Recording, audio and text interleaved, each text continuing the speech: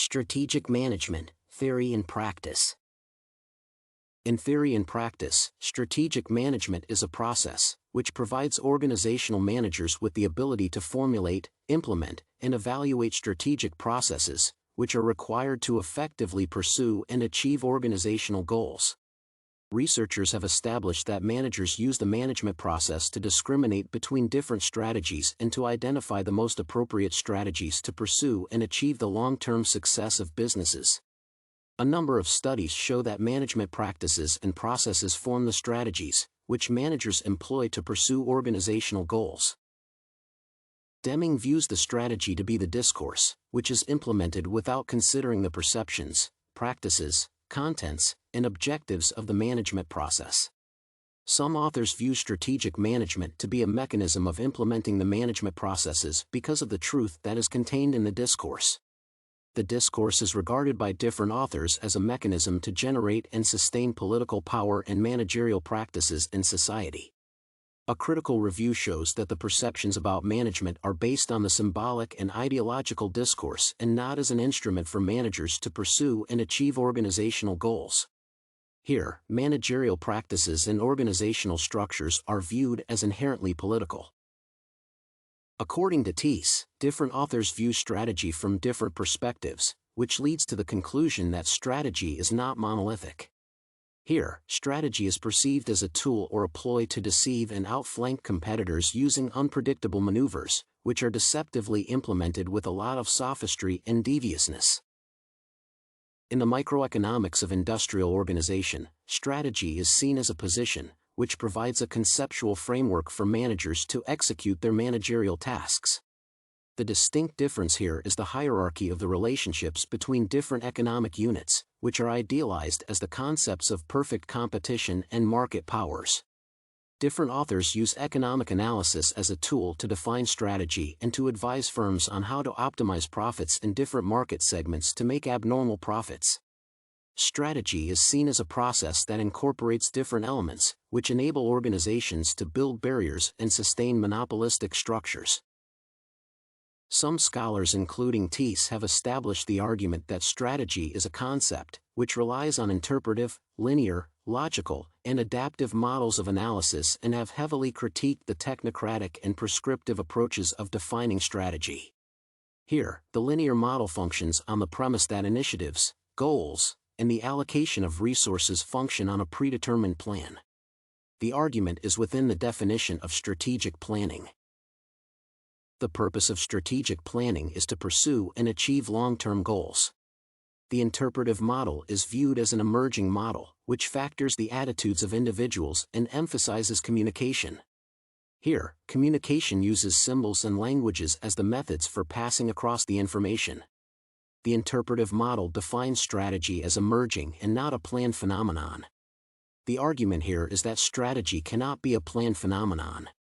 It draws on negotiation, learning, and adaptation to actualize it because it is a process that is functional and inevitable. Different theories and models agree that strategy is a process, which functions on the cognitive model and the institutional theory of thinking. Here, a manager's perceptions about the external environment in which an organization is set to influence the decisions and the actions made by an organization. On the other hand, constructivism emerges from the perceptions developed from the institutional theory of thinking. Here, normative pressure and cognition are regarded as the elements which shape the practices and norms of organizations. That results in a strategic management model, which managers use to make decisions at the corporate level and in the management of the day-to-day activities. The systematic development and critiquing of the concept of strategy borrows from different theories and perspectives.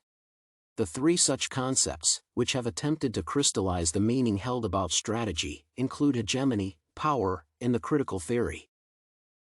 Here, the critical approach gives explanations about strategy using the constructive strategic discourse as the element managers use to create and regenerate power and relations.